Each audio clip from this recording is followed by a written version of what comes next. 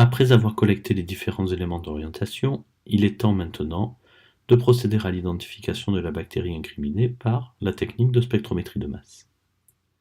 Pour cela, on prélève donc un fragment de colonie sur la gélose d'isolement, et ce fragment est étalé sur ce que l'on appelle la cible ou la plaque MALDI, qui est en acier inoxydable. Observez bien le geste de dépôt et d'étalement de la colonie sur la cible, il garantit une bonne identification de la bactérie.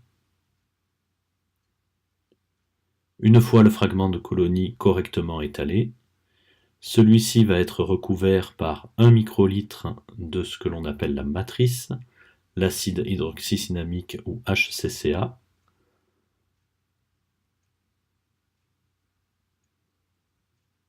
Une fois la matrice déposée, on la laissera sécher à l'air libre pendant quelques minutes avant d'introduire la cible MALDI dans le spectromètre. La plaque MALDI étant prête, il est temps maintenant de procéder à l'identification grâce au spectromètre de masse que vous voyez ici sur votre droite. Cet appareil est relié à une unité centrale, elle-même reliée à un clavier et un écran. On va donc piloter très simplement l'intégralité de la manipulation grâce à ce système informatique. La première étape va être d'ouvrir le spectromètre de manière à pouvoir introduire correctement la plaque MALDI à l'intérieur. On agit tout simplement sur le bouton Open Door. L'appareil s'ouvre et la plaque MALDI peut être positionnée sur le logement prévu à cet effet. La plaque MALDI est donc positionnée. Il est temps de fermer l'appareil afin que l'analyse puisse commencer.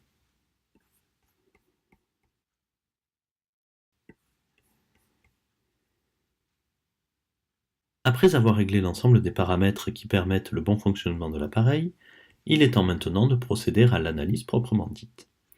Celle-ci débute par la validation d'un contrôle de qualité interne constitué par une souche d'Escherichia coli ATCC qui a été positionnée sur la cible MALDI en position numéro 1 et appelée ici standard.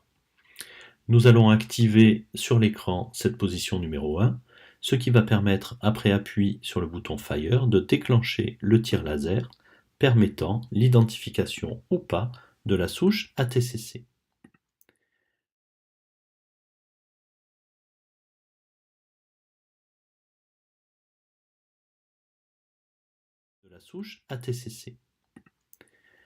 Un spectre est en train donc de se dessiner.